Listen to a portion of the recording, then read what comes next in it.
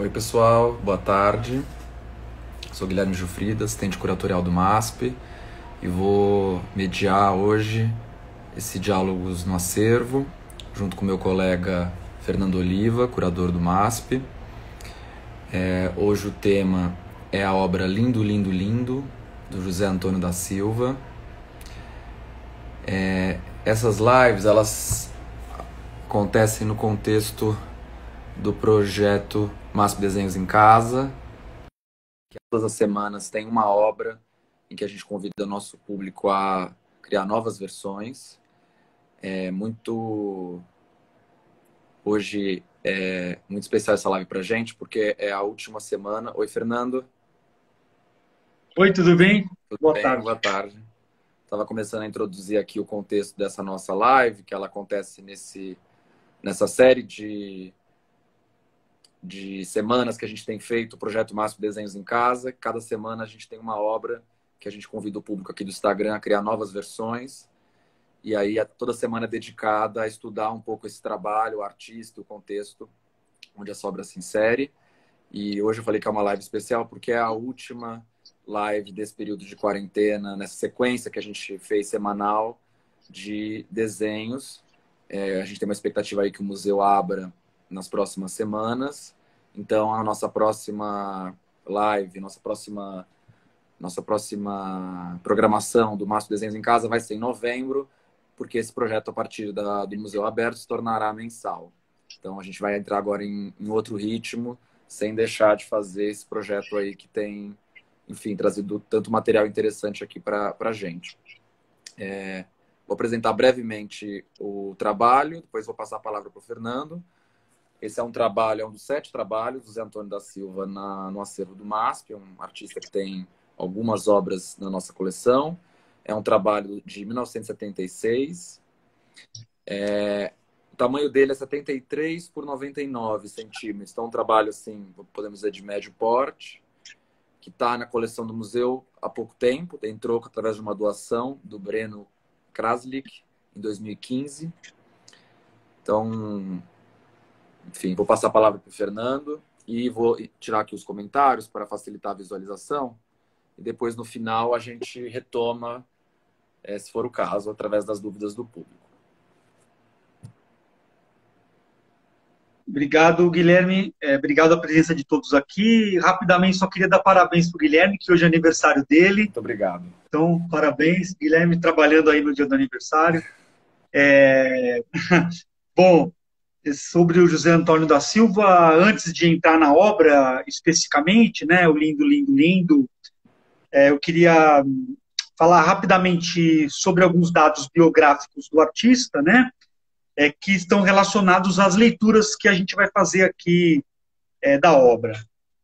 Bom, ele foi um trabalhador da lavoura, ele veio de uma família muito humilde, né, de uma origem muito humilde, no interior de São Paulo, na região próxima a Ribeirão Preto, cidade de Sales de Oliveira. Então, isso já é uma particularidade desse artista que é importante a gente remarcar aqui. Ele não é um artista de classe média, como muitos artistas que depois foram associados a esse lugar, a essa rubrica, né, do popular, do naif, do primitivo, inclusive termos que muitos historiadores e críticos e instituições como o MASP não utilizam mais. A gente vai falar um pouquinho sobre isso aqui também. Não utilizamos mais essas palavras como naif, primitivo, ingênuo, porque são palavras carregadas de preconceito, são palavras muitas vezes usadas com um sentido pejorativo. Claro que a gente está no meio desse debate, a gente vai discutir isso amanhã também na live, na conversa com a professora Denise Matar, que no final o Guilherme vai dar mais detalhes aqui.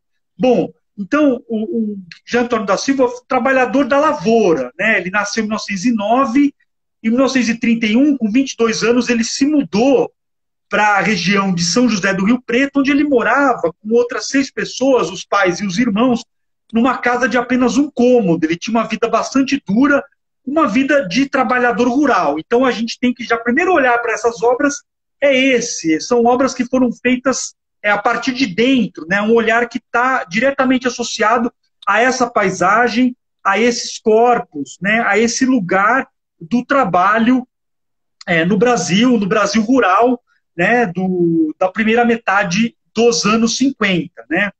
Então, ele morou então em São José do Rio Preto a partir de 1931 e em 1946, né, ele já não era um jovem, né, já um senhor, mas que já pintava, já desenhava, né, desde essas pessoas que têm talento, né, desenham e pintam desde a infância. Abriu um concurso na Casa de Cultura de São José do Rio Preto. É uma história curiosa que também está relacionada à formação dele, então vale a pena a gente retomar aqui essa história, apesar de já bastante conhecida. Ele mandou 4 trabalhos sobre flanela para esse concurso. Foram convidados a fazer o júri desse concurso, como costumava acontecer, na época, críticos, historiadores e pessoas do meio de arte da capital, né, de São Paulo. Então, era um filósofo, né, o João Cruz, e 2 críticos de arte, né, o Lorival Gomes Machado, um crítico bastante associado às pesquisas do que se chama arte popular, e o Paulo Mendes de Almeida, né? E eles, pela primeira vez, entraram em contato com o trabalho do Jean Antônio da Silva e ficaram muito impressionados, e decidiram que eles iriam dar o primeiro prêmio para o José Antônio da Silva. Antes, à tarde, eles já haviam feito uma palestra sobre arte moderna para uma plateia bastante hostil, né? A arte moderna não era algo que era entendido ou reconhecido pelo grande público no Brasil, aí na segunda metade dos anos 40, né? Os primeiros museus modernos do Brasil, como vocês sabem, só foram fundados no final dessa década, né? O MAN do Rio, o MASP e o Museu o MAN de São Paulo. Então, a ideia de arte moderna era algo que não tinha uma recepção pela maioria do sistema de arte, do pequeno sistema de arte e da população. Então, uma comissão da cidade, sabendo que eles iam dar o prêmio para o Zé Antônio da Silva, foi até lá falar com eles, dizendo que isso ia ser entendido como um verdadeiro deboche, que eles não podiam fazer isso. E, de fato, eles não conseguiram dar o prêmio para o Zé Antônio, né? Os 3 primeiros foram a artistas acadêmicos, né? Como já estava previsto, como costumava acontecer, inclusive um artista da cidade também, que é o Malagoli.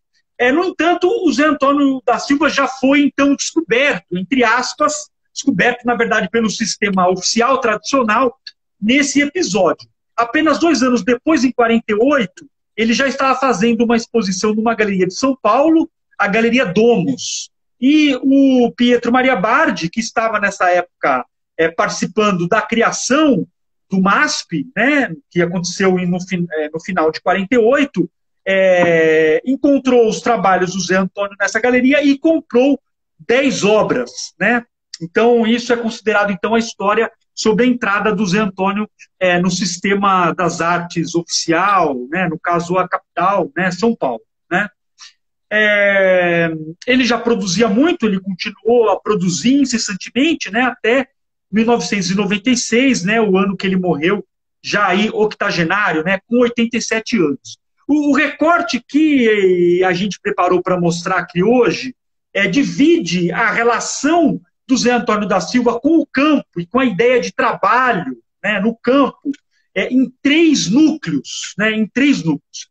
Antes, é importante lembrar que o interesse do Bardi, e no caso também da esposa dele, né, a arquiteta Lina Bobardi, né, a arquiteta do MASP, a mulher dele na época, passava por esse lugar do popular. Né? É importante lembrar que não é esse popular que depois se constituiu no Brasil nos anos 50 e 60, não é um popular edulcorado, idílico, né? Esse popular inofensivo, né? Que foi construído no sistema da arte com o apoio da crítica, de uma certa crítica e de uma certa história da arte. A ideia do popular para a Lina e para o Bardi é uma linha que vem do filósofo italiano Gramsci, né? E é um popular, a ideia do nacional popular. Então é um popular que reivindica o seu lugar no mundo, é um popular que está longe de ser inofensivo. Então é um popular que também olha para o trabalho, que vem do trabalho, mas é um trabalho que produz sofrimento, um trabalho que exige, né, do corpo, do trabalhador, especialmente o trabalhador no campo. Então, o interesse do Bardi pelas obras do Zé Antônio e da Lina, obviamente, não é gratuito, e ele entra nessa chave, né, nesse contexto. Né? Esses três momentos, né, que a gente dividiu aqui a obra do em relação à obra dele, o primeiro deles é a relação com o trabalho e o campo, e o trabalho nesse lugar da dor, do sofrimento, né, do labor. Então, uma das obras que a gente vai mostrar é O Pequeno Engenho de Açúcar, que está aí na tela, uma obra de 1948. Né? A gente vê ali os trabalhadores ali à esquerda, né, em volta das máquinas, a gente vê também os animais ali no fundo, né, as vacas. O sofrimento no campo é o sofrimento do homem e do animal. Né? A gente vai ver muito sofrimento animal também na obra do Zé Antônio da Silva. Por favor, a gente vai ver a próxima obra agora, que é O Trabalho no Engenho, uma obra um pouco posterior, de 1954. Vocês veem ali também no centro, na parte inferior, também os trabalhadores, né, no engenho. O engenho, claro, esse lugar diretamente ligado ao trabalho escravizado, à escravidão, tanto nos Estados Unidos quanto no Brasil. Né, um engenho de açúcar. E a maioria desses trabalhadores representados pelo Zé Antônio da Silva são trabalhadores negros, também apontando para esse lugar do trabalho escravizado no Brasil. E a gente vai ver também agora uma obra que é uma crucificação. Não por acaso, essa relação do Zé Antônio da Silva com o sofrimento no campo, a dor, né, no espaço do rural, ele vai passar por uma relação religiosa, cristã. Né? O trabalho como algo, como expiação, como passagem, né? E aí também, não por acaso, uma série de crucificações no campo, né? Tendo a paisagem montanhosa ao fundo e também algumas lavouras. Né? Então a gente tem uma crucificação que é de 1955.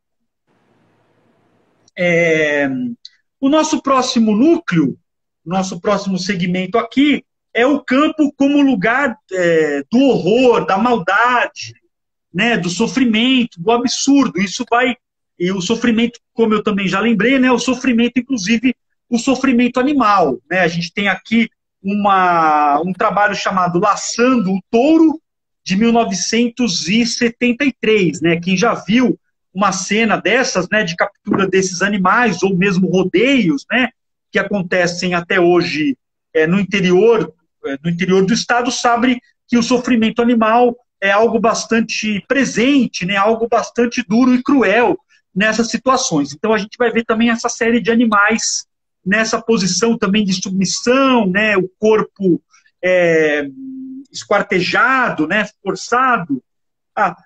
A próxima obra que a gente está mostrando aí é A Briga de Cangaceiros e Jagunços, né? Uma obra de 1948. A gente vai ver também essa situação da violência no campo, com muitos jagunços, né, aparecendo, ao lugar também do cangaço, né, também importando um pouco esse lugar do cangaço no Nordeste. Então a gente tem a brutalidade, a violência presente aí também nessas obras, e sempre com uma paisagem, né, a típica paisagem do interior de São Paulo ao fundo, e a gente vê ali no alto à esquerda, né, pousado na árvore um urubu, e do lado uma cena de enforcamento. Né? Esse é um tema que vai aparecer bastante no Zé Antônio da Silva, né, o suicídio no campo. Né?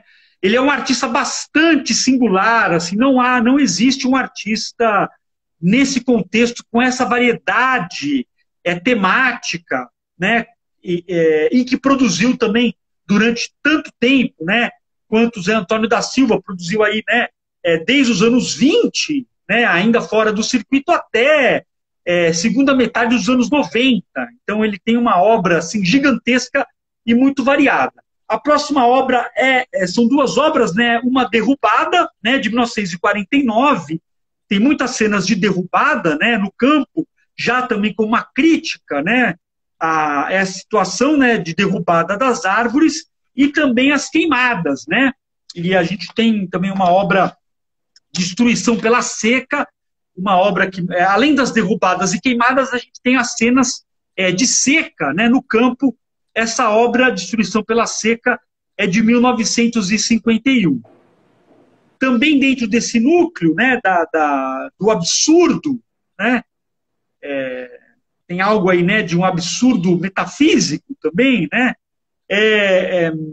Os Espantalhos, né, uma série que não é muito conhecida, não é muito vista, né, do Zé Antônio da Silva. O sistema da arte, né, especialmente o brasileiro, costuma deixar de lado essas representações mais duras, né, mais cruéis, mais complexas, né? Então, não por acaso, pouca gente, até pessoas que falam do trabalho do Zé Antônio da Silva, não incluem os espantalhos e, especialmente, os suicídios, né? Como a gente vai ver daqui a pouco. Essa obra, Espantalho na Paisagem, é de 1950. 2 anos depois, ele fez uma obra muito estranha, uma obra muito absurda, né, que é o Tiro ao Alvo no Espantalho. É a próxima obra aqui da nossa sequência. Tiro ao Alvo no Espantalho, né, que remete à ideia também da Malhação do Judas, né? A gente vê ali à esquerda um espantalho e os homens atirando, né, de longe nesse espantalho. Uma obra assim que tem um dado assim de violência e crueldade assim bastante particular, né? Depois, em 1951, também queria mostrar uma obra chamada Espantalho, que é uma obra assim que a imagem do espantalho ganha um protagonismo, né? Uma obra tem essa coisa antropomórfica, né? Que tem esses chifres, né? Que lembra assim os chifres de uma cabeça de gado. E mais uma vez, né? O espantalho como essa figura, né? Entre o vivo e o morto, né? Essa espécie de zumbi, né? Do imaginário do folclore brasileiro, que é o espantalho, né?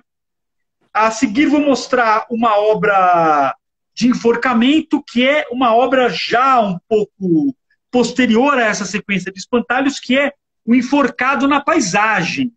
É uma obra de 1961, dessa série de suicídios, né, que o Zé Antônio da Silva constrói aí a partir dos anos 60. Curiosamente, a gente tem no fundo, né, a lavoura, né, marcada assim por essas linhas, né, de passagem das máquinas, né, que fazem o trabalho da terra, dos arados, né, essas árvores secas, né, e o enforcado se enforcando aí numa árvore, né, também uma referência à crucificação bíblica, né, a crucificação de Jesus, né, e do lado os dois bandidos, e logo embaixo um carro, né, que é um carro, está escrito assim, de luxo, né, deluxe, atrás um carro burguês, né, um carro de elite. Tem muitas essas referências às diferenças de classe, né, no trabalho do Zé Antônio, e essa é uma das mais duras, né, das mais didáticas, né, se a gente quiser, porque é um carro de luxo, né, com uma família passando embaixo, passando na frente dessa pessoa enforcada. A gente vai mostrar agora o nosso terceiro núcleo aqui dessa sequência, que é o campo como lugar idílico, né, como uma paisagem idealizada. Isso é só complementando o que você falou no início, que eu acho que depois de ver essa sequência de imagens, o Zé Antônio provavelmente experienciou pessoalmente essas contradições de classe, nesse caso aqui, de renda, enfim, da propriedade da terra, todas essas questões que são tão nevrálgicas na situação fundiária brasileira. Ele viveu pessoalmente como um trabalhador, numa posição subalterna, e na hora que ele vai representar isso pictoricamente, claro, ele está atento formalmente à estrutura da pintura, depois a gente vai falar disso, mas ele coloca essas questões que ele estava observando desde menino nas pinturas que ele está produzindo. Então, eu achei muito interessante essa sequência de imagem, que dá para ver as questões que eram importantes para ele, né? Exato, bem lembrado, Guilherme. É importante notar também que o Zé Antônio da Silva é um artista que é possível produzir relações produtivas entre a vida dele e a obra dele. Que é um grande problema, né, dos artistas chamados populares, né, ditos naifes no Brasil, primitivos, é porque eles acabam ficando muito subsidiários da biografia, o que também é sintomático, como se eles não pudessem produzir um outro mundo, como se eles não pudessem trabalhar apenas no campo pictórico. Então, o tempo todo, a vida deles está sendo convocada, muitas vezes, né, de maneira pejorativa, de maneira preconceituosa, como aconteceu muito com a Maria Auxiliadora, uma outra artista que o museu também tem trabalhado nos últimos 5 anos. Então, a gente entra naquela leitura chamada assim, agiográfica, como se ele dependesse sempre da vida dele, da biografia, para poder produzir uma obra. Então, é interessante você ter chamado a atenção disso, porque... desculpa, meu telefone deu um probleminha aqui, mas acho que vai dar tudo certo. A gente vai prosseguir. Só um segundo. Você ia falar do terceiro núcleo das paisagens idílicas, o campo idealizado e abstrato, que acho que era a nova série que você ia apresentar aqui de imagens, em que o Lindo Lindo se insere. Acho que o Fernando caiu, talvez. Fernando?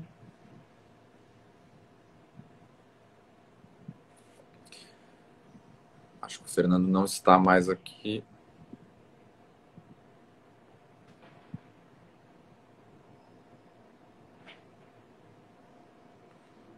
Vou tirar a imagem. Vou voltar aos comentários aqui, gente, para o Fernando poder nos chamar aqui.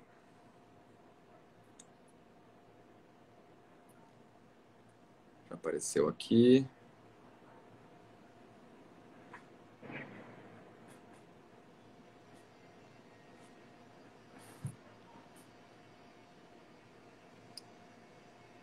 Só peço um minutinho para vocês. Fernando Oliva está entrando aqui para seguir aqui na apresentação sobre o Zé Antônio da Silva. Voltamos, Fernando. Oi. Desculpa, com esse calor, por incrível que pareça, o celular...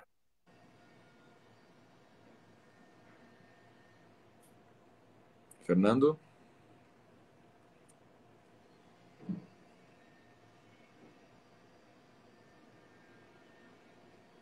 Acho que o Fernando não está nos escutando. Está travando aqui a fala dele. Peço paciência a vocês, só um minuto. Fernando Oliva, que está apresentando aqui hoje sobre o Zé Antônio da Silva. Está tendo dificuldade aqui de conexão. Para a gente seguir nessa apresentação, vou voltar aos comentários para a gente poder recebê-lo. A gente estava aqui comentando, o Fernando está dividindo a trajetória do Zé Antônio da Silva entre 3 núcleos temáticos. A gente já comentou sobre esse lugar do trabalho, como provação, castigo, essa referência até com a figura de Cristo, que aparece na pintura do Zé Antônio da Silva, pintura religiosa, temática religiosa. Então, esse trabalhador que está numa espécie de experiência sofrida, né, ali no campo, com aquele trabalho. Deixa eu ver se ele nos chamou aqui. No segundo núcleo, a gente comentou do campo como esse lugar do horror, então, enforcamentos, queimadas, essa relação de exploração com os animais e com a paisagem, né, com a vegetação. E agora a gente ia para o núcleo 3, onde justamente a obra da semana se insere, que era essa questão da relação com a paisagem e esse lugar do campo idealizado. O Fernando está entrando aqui, vamos ver se ele consegue conectar.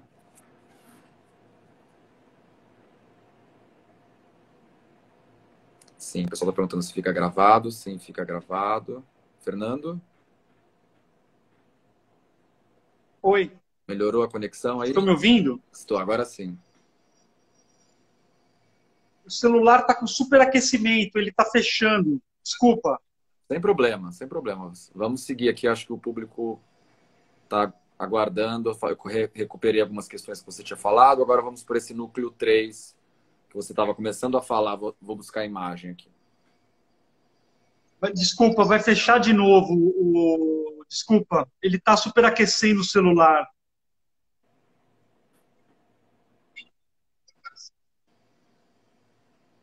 Tá, eu estou te vendo e ouvindo bem, Fernando. Tá funcionando aqui para mim, por enquanto. Porque ele está superaquecendo.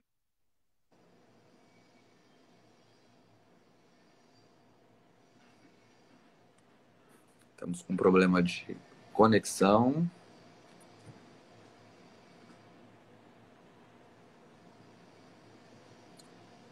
Fernando.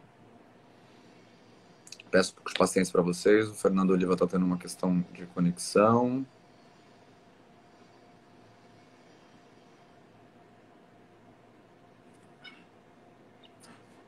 Vamos ver se ele consegue entrar. A gente ia começar a falar sobre esse terceiro núcleo, da maneira, claro, de organizar a pintura do Silva, juntando fases, tempos diferentes, né? A pintura dele também pode ser organizada pelo aspecto formal, aí está muito mais inseridos nas cronologias mesmo das décadas, mas aqui a gente trouxe um exercício de pensar conexões entre as obras a partir dos temas, né? Daquilo que o artista escolhe representar. Eu vou ativar aqui os comentários para a gente tentar uma conexão aqui com o Fernando Oliva, que está difícil aqui.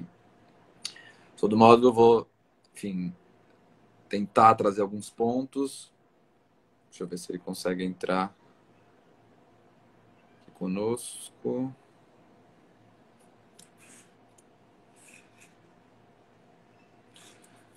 Bom, ele falou que ele está tendo bastante dificuldade para entrar. Eu vou continuar aqui rapidamente com esse terceiro núcleo, que a gente chamou de o campo como lugar idealizado, idílico e abstrato até. Então, de algum modo aqui não aparece o sujeito, né, o trabalhador, tampouco essa relação de exploração com a terra, com os animais e até de sofrimento do próprio corpo, mas sim aparece essa natureza como grande protagonista.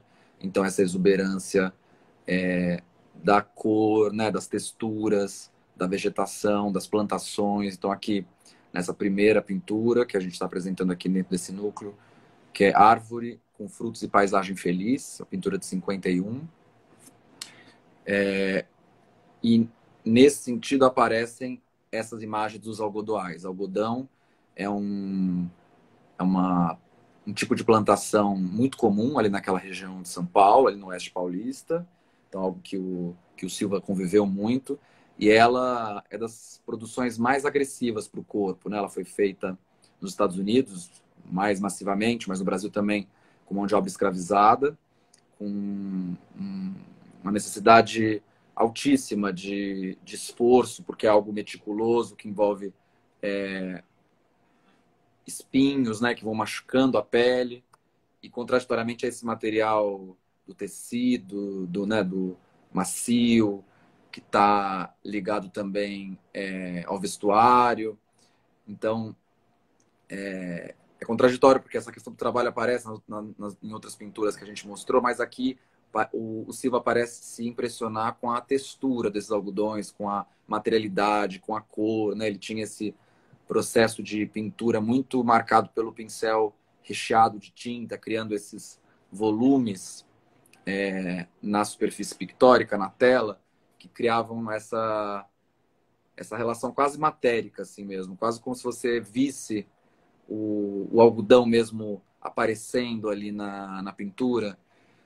Então, e além disso aqui, né, essas leiras dos algodões, essas fileiras que facilitam a produção através dos arados, né, essa maneira de organizar, também que é uma maneira racional, já cria alguma relação aqui com a própria abstração, que é algo que a gente viu menos, né, nas outras pinturas, que aparece a figura humana, então a figuração parece muito mais força, que claro que é uma composição figurativa, mas tem uma atenção muito mais cuidadosa nessa composição formal da obra. Então, essa perspectiva de cima, em que essas leiras vão se formando e através de uma justaposição em ritmos diferentes, ela mais espaçada aqui embaixo e ela é mais aglutinada lá em cima, ela cria essa... Vou tentar aqui, Fernando Oliva, de novo. Ela cria esse movimento de espacialidade, né? De profundidade, ao mesmo tempo que esse visto... Ô, Fernando, tá me ouvindo? Oi, gente, desculpa, o celular está superaquecendo. Sem problema. Vamos tentar de novo. Tá, vamos tentar de novo. Se não der, o Guilherme vai finalizar.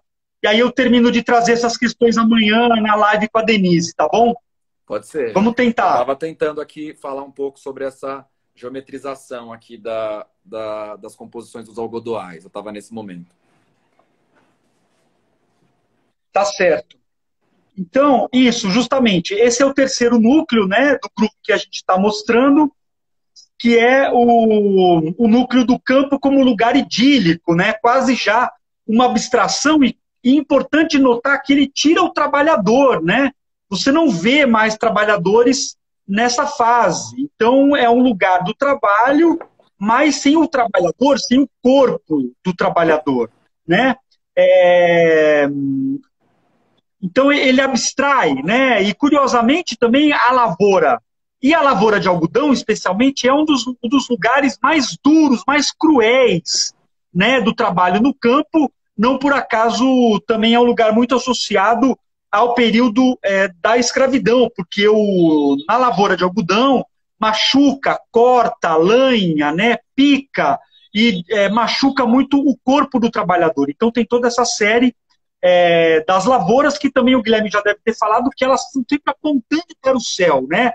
Tem esse caminho em direção ao horizonte, dentro da tela, um caminho ascensional, né, que mais uma vez remete à formação cristã, né, do Zé Antônio da Silva e as referências a toda a iconografia cristã, né, a ideia de ascensão. Também a gente já viu aqui algumas ascensões e crucificações no campo. A gente está mostrando aí, esse é o grande algodoal, né, Guilherme? De 76. De 1976, né? Tem também uma estrada de ferro, de 1959, que está dentro desse mesmo contexto, né? E a gente já, também nessa linha, né, central, dividindo a tela em duas, né? Um caso aí, né, um campo destruído pela seca ou por uma queimada, e essa linha também central que leva ao alto, né? A gente vai entrar agora já na obra que é tema hoje aqui, né, do nosso encontro, que é o Lindo, Lindo, Lindo. Não sei se o Guilherme tem aí para mostrar uma obra, a obra que é já obra assim que é do acervo do MASP, né, que é uma das 7 obras do acervo do MASP, uma obra aí de 1976, doação do Breno Krasiuschik, em 2015, né, já no início da nova gestão, da nova administração, que passou a revalorizar, lançar um outro olhar também sobre esses artistas autodidatas, né? Então, essa obra também tem esse tipo de ironia, né, que era muito comum, né, no Zé Antônio da Silva, essa autorreferência, né, fazendo uma referência ao próprio trabalho, chamando, né, o próprio trabalho, não só apenas o que está aí, né, a representação nessa tela, ou, né,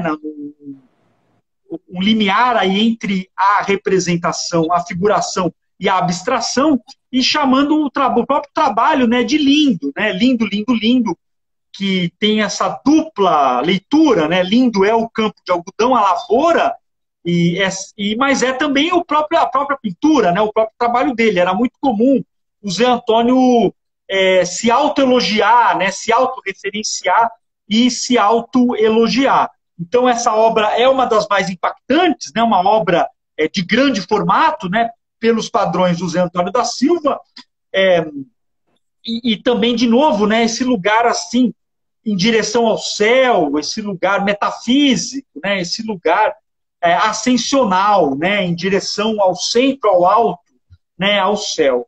Antes da gente mostrar outros trabalhos que o Márcio possui, que se relacionam com essa obra, eu acho que o Guilherme tem algo interessante a dizer sobre esse trabalho. Não, acho que a gente pode fazer alguns outros comentários sobre essa obra, assim, que aqui essa imagem está um pouco reduzida, mas no nosso site o público consegue olhar isso com um pouco mais de detalhe. Mas tem esses algodões que vão, através desse ritmo, né, da distância entre os pontilhados, ele cria essa profundidade dessa vastidão do campo de algodão. Tem essa questão da simetria que aparece na estrada, né? Tem as leiras ali organizadas, que é uma organização colocada mesmo para facilitar o trabalho, mas que tem uma relação forte aí com a própria organização da composição, da pintura, que é enfim, é de um campo mais formal também, que vai levar para a abstração. Então ele acaba observando numa espécie de organização própria do trabalhador do campo, já um certo pensamento também, certo modo composicional que está revelado pela pintura. Essa discussão ascensional que você mencionou, eu acho que aqui se explicita muito nesses algodões que culminam nas nuvens, né, que tem quase uma relação de continuidade entre o branco do algodão com uma pequena faixa de horizonte, ele que é bem reduzido a porção de céu nas pinturas do Silva, isso em geral é assim que ele faz, né? A maior porção é da terra e o céu aparece reduzido, mas, de certo modo, esses brancos das nuvens estão em continuidade. A gente eu comentei também na tua ausência, mas posso repetir aqui, que essa contradição entre algo tão áspero, né? Esse trabalho que foi feito pelos escravizados e depois pelo trabalho subalternizado, antes da maquinização, claro, de colheita do algodão, né? Que envolve muito esforço e muito sofrimento, através dos espinhos e tudo mais. Ele é colocado aqui com uma certa plasticidade encantada, mesmo assim, flutuante, que tem a ver também com essa própria materialidade física do algodão, né, que ele tenta revelar aqui com essas pinceladas bem encorpadas de tinta, né, que criam mesmo volumes que você pessoalmente vê a textura desse pontilhado. Tem os urubus ali ao fundo também, que faz uma relação com esse aspecto metafísico que você comentava. Enfim, algumas questões que me ocorrem assim, a partir dessa obra. Sim, observando aqui junto com vocês. Essa questão do Lindo Lindo é muito curiosa, porque você comentou, mas ele tem uma série de outras obras que tem uma palavra escrita, né? Como se algo quisesse... Aqui, como você disse, essas paisagens não tem nenhuma figura humana, mas como se o artista ou a própria paisagem precisasse dizer algo sobre aquilo. Então, e ele coloca isso escrito paralelamente ao nome dele, que acompanha esse movimento das leiras. Então, é algo bem importante, é o título da obra, claro, mas ele repete 3 vezes. Então, é um comentário aí muito... Claro, concordo com você, pode ser ou a própria obra ou a paisagem que ele está observando. Mas, de certo modo, é uma vocalização também, é uma espécie de autoria, assim, que ocorre ao artista sobre essa paisagem. Então, também foge da figuração mais tradicional. Exatamente. A partir dos anos 60, ele passou a reforçar na obra dele esse lugar da autorreferência e ele passou também a fazer muitas críticas, né, ao sistema e ao circuito de arte brasileiros. Ele mesmo dentro dessa rubrica, né, que ao mesmo tempo cria um lugar, mas ao mesmo tempo circunscreve para o chamado artista popular, ele foi um artista bastante célebre, né, em vida. Ele foi considerado o primitivo brasileiro. Isso foi, de certa forma, assim, um dilema na vida dele, né? Como foi para muitos artistas brasileiros, né? Mas ele ficou um pouco preso dentro desse dilema, assim como ficaram Maria Auxiliadora, Agostinho Batista de Freitas, porque o sistema da arte exige, né, que o artista mude, porque, obviamente, o circuito, mais que o sistema, e o mercado, mais que o circuito, se cansam, né, da repetição, do que é visto como repetição na obra do artista, só que isso é cobrado em níveis muito diferentes, né, como a gente viu na Tarsila, exposição que o MASP realizou recentemente foi cobrado da Tarsila um dado de originalidade, de novidade, que não foi cobrado dos seus pares masculinos, né? Do Di Cavalcanti, do Portinari. Então, a cobrança, obviamente, ela não é, né, na mesma chave. E o artista popular, ele pesa sobre ele também esse tipo de cobrança, se exige que ele mude, que ele não faça mais, entre aspas, o mesmo trabalho. No entanto, quando ele muda o trabalho, o circuito muitas vezes não tem interesse naquele novo trabalho, porque quer reforçar aquilo que já foi chancelado tanto pelo circuito, mas especialmente pelas obras que possuem mercado, né? Eu vou colocar aqui Acho importante também a gente para comentar essa sua fala. Exatamente, bem lembrado, Guilherme. Essa é uma obra assim bastante curiosa, né? Folclórica, né? Quase, né? Do Zé Antônio da Silva, ele fez outras obras dentro dessa chave que são o enforcamento do júri. Ele passou a se irritar com o fato de não ser chamado mais pelas Bienais de São Paulo. Ele participou, se eu não me engano, apenas de uma Bienal e, claro, sempre nessa chave do artista primitivo. Então, nessa obra, a gente vê os jurados, né, que escolhiam as obras da Bienal sendo enforcados. Então, apareciam figuras célebres, né? Muitas ainda estão aí, como Frederico Moraes, que aparece também enforcado aí nesse trabalho, mas também que ele se incomodava muito com o que ele via como traição, com os críticos e historiadores que, num certo momento, incensaram a obra dele, mas depois, na visão dele, o abandonaram. Então, nessa obra aparece, inclusive, Paulo Mendes de Almeida, que foi considerado o grande crítico, descobridor da obra dele, em 46, lá naquela história da Casa de Cultura São José do Rio Preto, e ele escreve ali embaixo, né, obviamente não dá para ler aqui, mas ele escreve ali, né, o crítico que uma vez me considerou o maior primitivo brasileiro, hoje não me excluiu da Bienal, né? Então a raiva dele com a Bienal e principalmente os críticos que participavam dos júris, né, da Bienal e de muitos salões também, é representada nesses trabalhos com aí os críticos e historiadores e jurados enforcados, né? Essa figura do jurado do salão era muito forte, né? Até pelo menos aí final dos anos 80 no Brasil, né?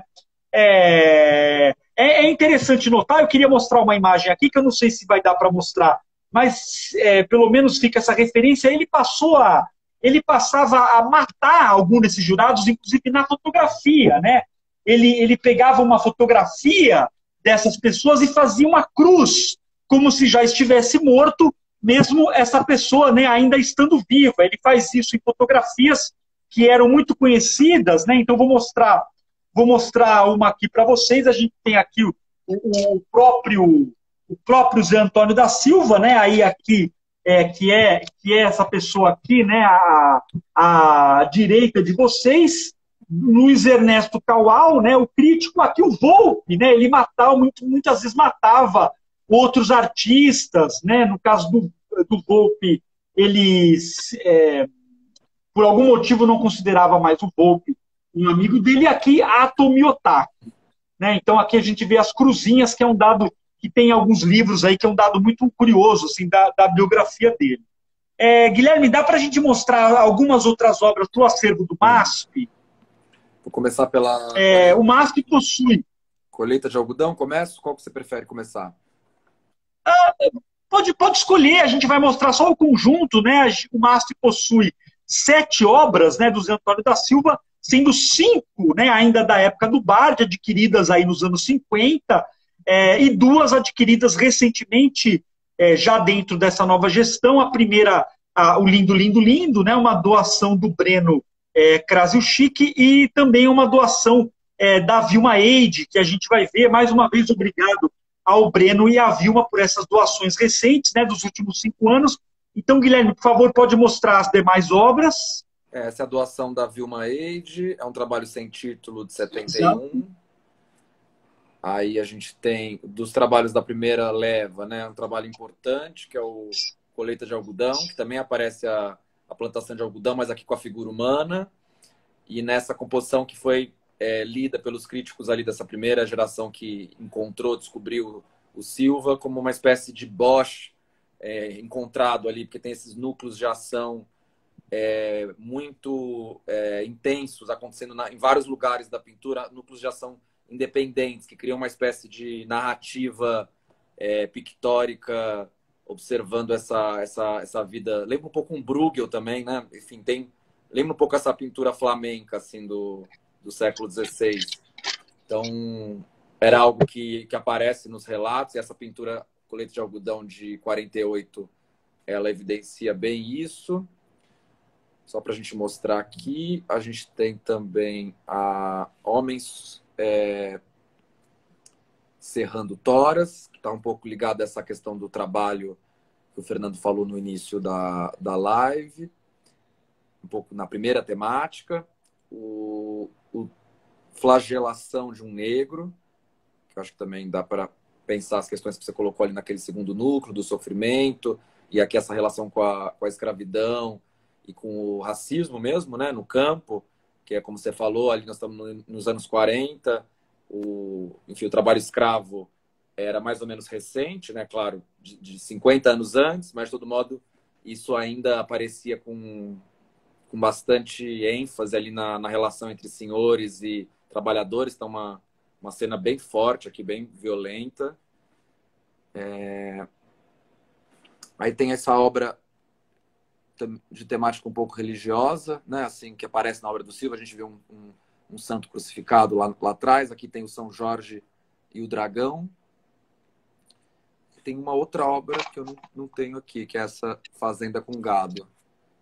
Mas, enfim, acho que a gente conseguiu mostrar quase todas as obras do Silva aqui na coleção do museu.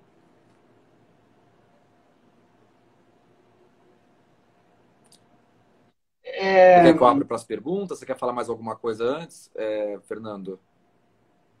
Não, só para então encerrar antes das perguntas, acho que o grande desafio, né, das gerações futuras no sistema da arte e dentro da academia também conseguir lançar um olhar franco, um olhar mais direto e renovado para a produção desses artistas. Porque senão a gente vai ficar o tempo todo nesse lugar da repetição, né, de buscar sempre o mestre europeu, ou mesmo no caso deles, pior ainda, né, um mestre brasileiro, e esses artistas acabam ficando sempre subsidiários dessa história, que é importante, a história canônica tradicional, mas o que impede que a gente tenha uma relação com essas obras mais nuançada, mais complexa. Uhum. Então, se você olhar a literatura sobre o Zé Antônio, é curioso que é uma repetição de questões, né, nos últimos 50 anos, o que não é bom para nada, e nem para o mercado. Né? Tirando assim, uma ou outra leitura, né, de pessoas aí que de fato entraram verticalmente na obra dele, caso, né, da professora Denise Matar, que a gente vai começar a conversar amanhã, caso de Romildo Santana, que publicou um livro, né, que é ligado ao Museu de Arte do José Antônio da Silva, lá em São José do Rio Preto. Ele é diretor do museu. Diretor do museu, tirando um ou outro historiador, né, dessa estatura, de uma Denise Mata, você tem uma repetição muito grande, né, na aproximação desses trabalhos. Então, acho que o grande desafio que a gente pode dizer que o MASP tomou nos braços é lançar uma nova leitura, tentar ressignificar. Então, quando o MASP, por exemplo, usa aquela obra que foi doação da Vilma Eide, que mostra uma mulher tomando banho sendo observada dentro do contexto de histórias da sexualidade na capa do catálogo, é um exemplo dessa tentativa, certo? Sim, olha... já então... Pode falar. Não, por favor, encerra que eu vou trazer algumas perguntas aqui que vão para outro lugar. Já então, entrando aqui nas perguntas, o Fábio Luiz Serdan está escrevendo naif, popular, então é importante lembrar que a gente usa esses termos sempre entre aspas, né? Porque o MASP, sem ter o desejo de instituir de maneira dura uma nova nomenclatura, a gente colocou esse assunto em debate. Né? Então, a gente usa sempre esses termos entre aspas mas evitamos usar o termos como primitivo, porque justamente sabemos que esses termos estão carregados de sentidos pejorativos, né, e muitas vezes preconceituosos. Nós preferimos usar artista autodidata, lembrando que não é que ele não estudou em faculdades tradicionais, né, dentro da academia, mas ele estudou com outros artistas, ele estudou com livros, ele estudou de maneira autodidata. Então, Guilherme, pode Não, prosseguir. sim, eu acho que também essa divisão entre arte erudita e arte popular tem uma questão de classe aí forte, porque quem acessava as academias de arte no Brasil desde o século XIX até a primeira metade do século XX, enfim, até um pouco mais na frente do século XX, em que as universidades e os cursos eram extremamente elitistas, era uma elite, uma classe média alta, urbana. Então, de fato, você fazer essa divisão, você está basicamente criando uma divisão entre classes de pintores, né? Enquanto, na verdade, o autodidata está mais ligado a isso, alguém que não fez uma educação formalizada na pintura, mas que estudou por conta própria através de outras referências. Aqui aparece justamente nesse ponto das referências, é algo que eu também li, né, estudando aqui para esse diálogo, uma possível relação dele com o Van Gogh, de uma admiração, uma utilização de algum procedimento pontilhista. Aqui pedem para você comentar isso. Olha, então, mais uma vez, dentro da literatura do Zé Antônio da Silva, há muitos críticos, historiadores, buscam uma relação dele com outros trabalhos, né, de artistas já do cânone europeu ou brasileiro. É possível fazer isso, muitas vezes se fala em pontilhismo, com movimentos, né, na história da arte. Eu acho que alguns trabalhos dele, sim, lembram trabalhos do Bosch, alguns podem, sim, ser associados a uma certa paleta do Van Gogh. Agora, eu não acho que, em geral, são associações produtivas, porque, sim, parece uma obra do Van Gogh. Tá, mas e daí? Né? Eu acho que a gente teria que pesquisar. Como não há muitas pesquisas desses artistas, isso é um problema também, porque ele viu o Van Gogh, certamente viu. Esses artistas eram muito bem informados, por isso que esse nome ingênuo, muitas vezes, ele trai, né, a informação. O José Antônio da Silva não só era muito bem informado, possuía muitos livros de arte, olhava muitas obras, como conversava muito. Se você vê as fotografias, ele está sempre do lado do Volpe, aparece com o Bardi. Então eram artistas que estavam circulando muito aí pelo circuito de arte.